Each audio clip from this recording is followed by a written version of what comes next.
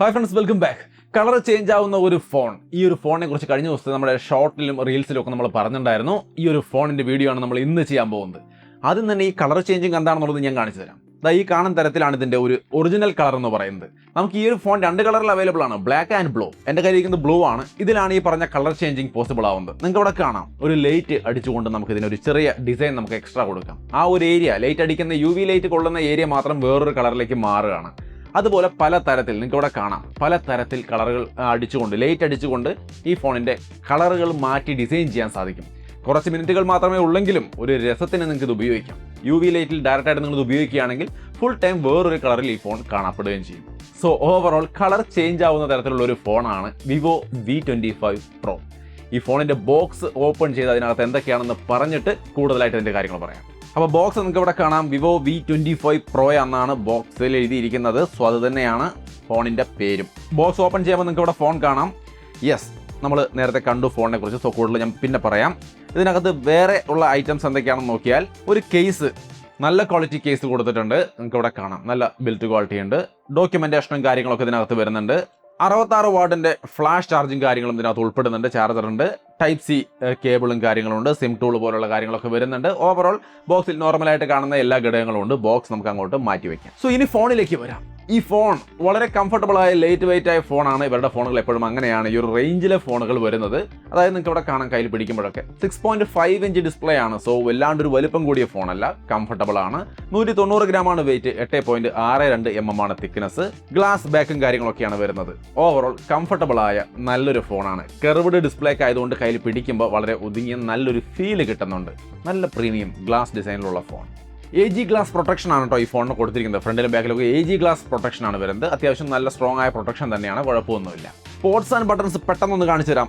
Dual sim ആണ് support ചെയ്യുന്നത്. Main microphone, type C port, speaker grill. Right സൈഡിൽ power ബട്ടണും വോളിയം ബട്ടണും കാണാം. ലെഫ്റ്റ് സൈഡിലൊന്നുമില്ല. ടോപ്പിൽ നോയ്സ് ക്യാൻസലിംഗ് മൈക്രോഫോൺ. റിയർ സൈഡിൽ ട്രിപ്പിൾ ക്യാമറ, ഫ്രണ്ടിൽ സെൽഫി ക്യാമറ അടങ്ങുന്ന 6.5 ഇഞ്ച് ഡിസ്പ്ലേ ആണ്. 5.6 ഇഞ്ച് ഡിസ്പ്ലേ ആണ് വരുന്നത്. ഓവറോൾ ഇങ്ങനെയാണ് ഈ ഫോണിന്റെ ലുക്ക് ആൻഡ് ഫീൽ. കയ്യിൽ പിടിക്കാനോ ഉപയോഗിക്കാനോ ഒക്കെ കംഫർട്ടബിൾ ആണ്, സെറ്റാണ്. ഡിസ്പ്ലേ ക്വാളിറ്റി എങ്ങനെയാണെന്ന് ചോദിച്ചു കഴിഞ്ഞാൽ, എല്ലാ തര സംവിധാനങ്ങളും ഇതിനകത്ത് ഉൾപ്പെടുന്നുണ്ട്. അതായത് HDR10+ സപ്പോർട്ട് ചെയ്യുന്നുണ്ട്. വൈഡ് ബൈ L1 സർട്ടിഫിക്കേഷൻ ഉണ്ട്. 3D കർവ്ഡ് POLED ഡിസ്പ്ലേ ആണ് വരുന്നത്. 120 ഹെർട്സിന്റെ ഡിസ്പ്ലേ ആണ്. 360 ഹെർട്സിന്റെ ടച്ച് സാമ്പിളിംഗ് റേറ്റും കാര്യങ്ങളൊക്കെ ഉണ്ട്. ഓൾവേസ് ഓൺ ഡിസ്പ്ലേ പോലുള്ള ഫീച്ചേഴ്സും ഉൾപ്പെടുന്നുണ്ട്. സോ ടോട്ടലി നല്ല ക്വാളിറ്റി ഡിസ്പ്ലേ. കൂടുതൽ ഇതിനെക്കുറിച്ച് ഞാൻ പറയേണ്ട ആവശ്യമില്ല, നന്നായിട്ടുണ്ട്, നിങ്ങൾക്ക് ഇവിടെ കാണാം. പിന്നെ ഇതിനിടയ്ക്ക് ഈ വീഡിയോ ഇഷ്ടപ്പെടുകയാണെങ്കിൽ ലൈക്ക് ചെയ്യാനും ഷെയർ ചെയ്യാനും മറക്കല്ലേ. ചാനൽ സബ്സ്ക്രൈബ് ചെയ്തില്ലെങ്കിൽ മറക്കാതെ സബ്സ്ക്രൈബ് ചെയ്ത് വെക്കുക. ഇനി ഇതിന്റെ ക്യാമറ, സംതിങ് സ്പെഷ്യൽ ആയിട്ട് ഇവർ കൊടുത്തിരിക്കുന്നത് ക്യാമറയുടെ കാര്യത്തിലാണ്. ക്യാമറ വന്നിട്ട് സെൽഫി 32 മെഗാ പിക്സലിന്റെ സെൽഫി ക്യാമറയാണ്. ഇമേജുകൾ കണ്ടു നോക്കൂ, അത്യാവശ്യം നല്ല ക്വാളിറ്റി ഇമേജുകൾ. ഞാൻ വണ്ടിക്കകത്തിരുന്നുകൊണ്ടും പുറത്തു നിന്നുകൊണ്ടും ലൈറ്റ് ഉള്ളപ്പോഴും വെയിലില്ലാത്തപ്പോഴും അങ്ങനെ പല സിറ്റുവേഷനിലും ഞാൻ സെൽഫികൾ എടുക്കുന്നുണ്ട്. നിങ്ങൾക്ക് ഇവിടെ കാണാം, ആർട്ടിഫിഷ്യൽ ലൈറ്റിംഗ് കണ്ടീഷനിലെ അടക്കം സെൽഫികൾ നന്നായിട്ടുണ്ട്. സെൽഫി ക്യാമറ വീഡിയോ ക്വാളിറ്റിയിലേക്ക് വന്നു കഴിഞ്ഞാൽ നല്ല ക്വാളിറ്റിയുള്ള വീഡിയോസ് കുഴപ്പമില്ലാത്തത് കിട്ടുന്നുണ്ട്. Full HD video 4K support ചെയ്യുന്നില്ല എന്നുള്ളത് ഓർക്കുക. പിന്നെ സ്റ്റെബിലൈസേഷൻ വലിയ കാര്യമായിട്ട് കാണാനില്ല. ഈ രണ്ട് പോരായ്മകൾ സെൽഫി വീഡിയോയുടെ ഭാഗത്ത് വരുന്നുണ്ട്. ഇനി മെയിൻ ക്യാമറയിലേക്ക് വന്നു കഴിഞ്ഞാൽ 64 മെഗാ പിക്സലിന്റെ മെയിൻ ക്യാമറയാണ്. നല്ല ഒരു വിഷ്വൽ ക്വാളിറ്റി നമുക്ക് ഇതിന്റെ ഇമേജുകളിൽ കാണാൻ സാധിക്കും. അതേപോലെ വീഡിയോയിലുണ്ട്. ഇമേജുകൾ എന്തായാലും കണ്ടു നോക്കൂ. ലാൻഡ്സ്കേപ്പ് ഒക്കെ അടിപൊളിയാണ്, ഒരു വിഷയമില്ല. നല്ല ഭംഗിയായിട്ട് നമുക്ക് ഫോട്ടോസ് എടുക്കാം. വൈഡ് ആംഗിൾ ക്യാമറയിലടക്കം ഫോട്ടോസ് എടുക്കുമ്പോഴും നല്ല ക്വാളിറ്റി കിട്ടുന്നുണ്ട്. സോ നല്ല ക്യാമറയാണ് മെയിൻ ക്യാമറയുടെ. 64 megapixel setup. Wide angle camera 8 മെഗാ പിക്സലാണ്, അതും മോശമല്ല. പിന്നെ മൂന്നാമതായിട്ട് അതിഗംഭീരമായ 2 മെഗാ പിക്സലിന്റെ മാക്രോ സെൻസറും ഇതിൽ ഉൾപ്പെടുത്തിയിട്ടുണ്ട്.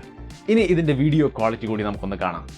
സോ ഈ കാണുന്ന തരത്തിൽ 4K 30 ഫ്രെയിം പെർ സെക്കൻഡിൽ ഒരു വീഡിയോ ക്വാളിറ്റിയാണ് നിങ്ങൾ ഈ കാണുന്നത്. നല്ല രീതിക്ക് സ്റ്റെബിലൈസ്ഡ് ആയ നല്ല വൃത്തിയുള്ള വീഡിയോസ് എടുക്കാം. ഹൈബ്രിഡ് ഇമേജ് സ്റ്റെബിലൈസേഷൻ ആണ് വരുന്നത്. അതായത് EIS-ഉം OIS-ഉം ഒരുമിച്ച് വർക്ക് ചെയ്യും. ഇത് ഡേ ലൈറ്റിനേക്കാൾ ഉപരി നൈറ്റ് മോഡ് അല്ലെങ്കിൽ നൈറ്റ് സിറ്റുവേഷനുകളിലാണ് ഏറ്റവും അധികം ഹെൽപ്ഫുൾ ആവുക. അതായത് നൈറ്റ് ഇമേജുകൾ എടുക്കുമ്പോഴൊക്കെ നല്ല ക്വാളിറ്റിയുള്ള ഇമേജുകൾ കിട്ടുക. നൈറ്റ് വീഡിയോസ് എടുക്കുമ്പോഴും ഈ ഒരു കാര്യങ്ങളൊക്കെ നല്ല രീതിക്ക് ഈ സ്റ്റെബിലൈസേഷൻ സെറ്റപ്പ് വളരെയധികം നല്ല രീതിയിൽ ഹെൽപ്പ് ചെയ്യും.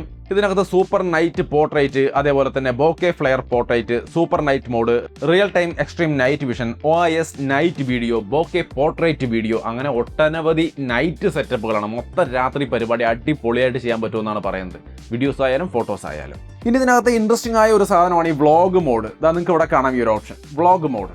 ഇതിൽ ക്ലിക്ക് ചെയ്ത് കഴിഞ്ഞാൽ പല തരത്തിലുള്ള ചെറിയ വ്ളോഗുകൾ നമുക്ക് ക്രിയേറ്റ് ചെയ്യാൻ പറ്റും, ബി റോളുകൾ ഇട്ടുകൊണ്ട്. ഇതാ ഇവിടെ കാണാം, നിങ്ങൾക്ക് പല ഓപ്ഷൻസ് ഉണ്ട്. നൈറ്റ് അല്ലെങ്കിൽ ഫുഡ്, പലതിനും പല തരത്തിൽ ക്രിയേറ്റ് ചെയ്യാം. ഇതിൽ നമ്മൾ ഒരു എക്സാമ്പിളിന് വേണ്ടി ഒരെണ്ണം ക്ലിക്ക് ചെയ്യുകയാണെങ്കിൽ നിങ്ങൾക്ക് ഇവിടെ കാണാം ഒരു 4-5 ക്ലിപ്പുകൾ നമുക്ക് ഷൂട്ട് ചെയ്യാനുള്ള ഒരു ഓപ്ഷനാണ് വരുന്നത്. ഇത് വെച്ചുകൊണ്ട് ഞാനിവിടെ ഷൂട്ട് ചെയ്യാൻ പോവുകയാണ്. നിങ്ങൾക്ക് ഇവിടെ കാണാം, ഞാൻ ചെറിയ രീതിയിൽ ഈ ഒരു ചെറിയൊരു ഫ്ലവറിനെ, ആർട്ടിഫിഷ്യൽ ഫ്ലവറിനെ നമ്മൾ ഷൂട്ട് ചെയ്യുകയാണ്. അത് ഒരു ക്ലിപ്പിന് 3 സെക്കൻഡ്, അടുത്ത ക്ലിപ്പ് അത് നമ്മൾ ഷൂട്ട് ചെയ്യുന്നു. ഇങ്ങനെ 4-5 ക്ലിപ്പുകൾ, ഇതിൽ പറയുന്ന അത്രയും ക്ലിപ്പുകൾ ഷൂട്ട് ചെയ്ത് കഴിഞ്ഞാൽ പിന്നെ ഒരു ഓക്കെ അമർത്തുന്നതോട് കൂടി മൊത്തത്തിൽ ഈ ക്ലിപ്പുകളെല്ലാം ചേർത്ത് വെച്ചുകൊണ്ട് നല്ലൊരു ചെറിയ വ്ളോഗ് പോലെ നമുക്ക് ഇങ്ങോട്ട് തരും. സോ ഇതാണ് ഈ വ്ളോഗ് മോഡ്. ഒരു പക്ഷേ നിങ്ങൾക്കിത് ഉപകാരപ്പെട്ടേക്കാം. എങ്ങനെയുണ്ട് സംഗതി? കൊള്ളാവും? നിങ്ങളാണ് പറയേണ്ടത്. കൂടുതൽ ഡീറ്റെയിൽ ആയിട്ട് നമുക്ക് വേറൊരു വീഡിയോയിൽ പറയാം, ഒരു ക്യാമറ റിവ്യൂ ഒക്കെ ചെയ്യുകയാണെങ്കിൽ അതിൽ പറയാം. എന്തായാലും മെയിനായിട്ട് ഇതിൻ്റെ ക്വാളിറ്റിയുടെ നിലവാരം എങ്ങനെയുണ്ടെന്നുള്ളത് നിങ്ങൾക്ക് ഒരു ഐഡിയ കിട്ടിയിട്ടുണ്ടാവുമല്ലോ. ഇനി ഇതിൻ്റെ പെർഫോമൻസിലേക്ക് വന്നു കഴിഞ്ഞാൽ Dimensity 1300 എന്ന് പറയുന്ന പ്രൊസസ്സറാണ്. 30,000 രൂപ റേഞ്ചിലുള്ള ഫോണുകളിൽ കാണപ്പെടുന്ന പ്രൊസസ്സറാണ്. ആ റേഞ്ച് ആണെങ്കിൽ അടിപൊളിയാണ്, നല്ല പ്രൊസസ്സറാണ്, നല്ല സെറ്റപ്പാണെന്ന് പറയാം. അതിൽ കൂടുതലാണ് വിലയെങ്കിൽ ഇത് ഓഫ്ലൈൻ ഫോൺ ആയതുകൊണ്ട് അപ്പോഴും ഞാനിതിനെ കുറ്റം പറയില്ല.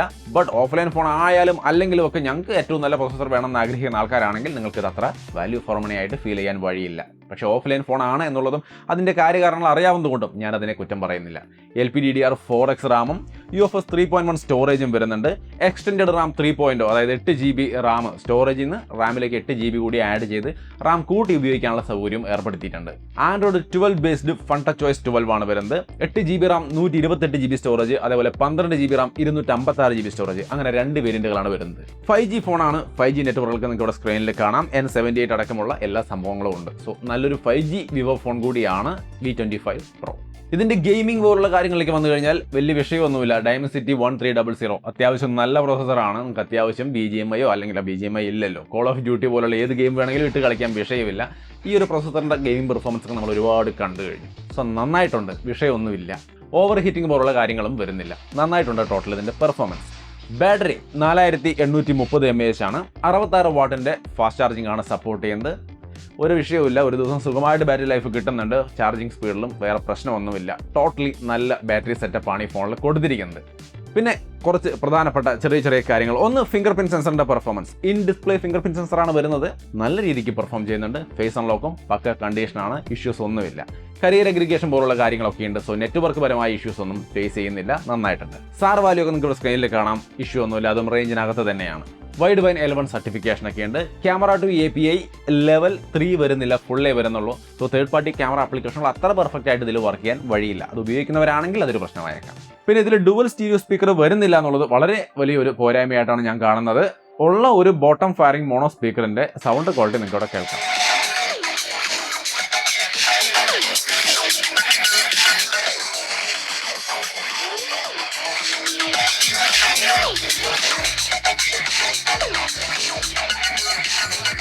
സോ മൊത്തത്തിൽ ഈ ഒരു ഫോണിൻ്റെ പ്രധാനപ്പെട്ട കാര്യങ്ങളെല്ലാം നമ്മളിപ്പോൾ കവർ ചെയ്തു. ഇതിൻ്റെ വില എനിക്ക് ഇപ്പോഴേക്ക് അറിയില്ല, ഞാൻ ഡിസ്ക്രിപ്ഷനിൽ ആഡ് ചെയ്യാം. എൻ്റെ ഒരു ഊഹം, ഇതൊരു ഓഫ്ലൈൻ ഫോൺ ആയതുകൊണ്ട് നമുക്ക് കൃത്യമായിട്ട് പറയാൻ പറ്റില്ല. ഒരു ഓഫ്ലൈൻ ഫോൺ അല്ലായിരുന്നെങ്കിൽ ഒരു 30-31 ആ റേഞ്ചിൽ വരണമെന്ന് ഞാൻ വാശി പിടിക്കും. അല്ലെങ്കിൽ ആ രീതിയിൽ വന്നാലേ നല്ലതെന്ന് പറയാൻ പറ്റുമെന്നൊക്കെ ഞാൻ പറയും. ബട്ട് ഒരു ഓഫ്ലൈൻ ഫോൺ ആയതുകൊണ്ട് ചിലപ്പോൾ 35-40 ഇടയ്ക്ക് വരാനുള്ള സാധ്യതയുണ്ട്. നിങ്ങൾക്ക് ഇത് ഓക്കെ ആയിരിക്കുമോ? ഫോണിന് കംപ്ലൈൻ്റ് ഒന്നുമില്ല, എല്ലാം പക്കയാണ്. നിങ്ങൾക്ക് വിവോ ഫോണുകൾ ഇഷ്ടമാണെങ്കിൽ V25 Pro നിങ്ങൾക്ക് ചൂസ് ചെയ്യാവുന്ന ഒരു ഫോൺ തന്നെയാണ്. പ്രൈസും മറ്റു കാര്യങ്ങളും എല്ലാം ഡിസ്ക്രിപ്ഷനിൽ കൊടുക്കുന്നുണ്ട്, താല്പര്യമുണ്ടെങ്കിൽ നോക്കാം. വീഡിയോ ഇഷ്ടപ്പെട്ടാൽ ലൈക്ക് ചെയ്യാനും ഷെയർ ചെയ്യാനും മറക്കണ്ട. ഒപ്പം തന്നെ നമ്മുടെ ചാനൽ ഇതുവരെയായിട്ട് സബ്സ്ക്രൈബ് ചെയ്തില്ലെങ്കിൽ മറക്കാതെ സബ്സ്ക്രൈബ് ചെയ്ത് വെക്കുക. വീണ്ടും ഒരു വീഡിയോ ആയിട്ട് കാണാം. ബൈ.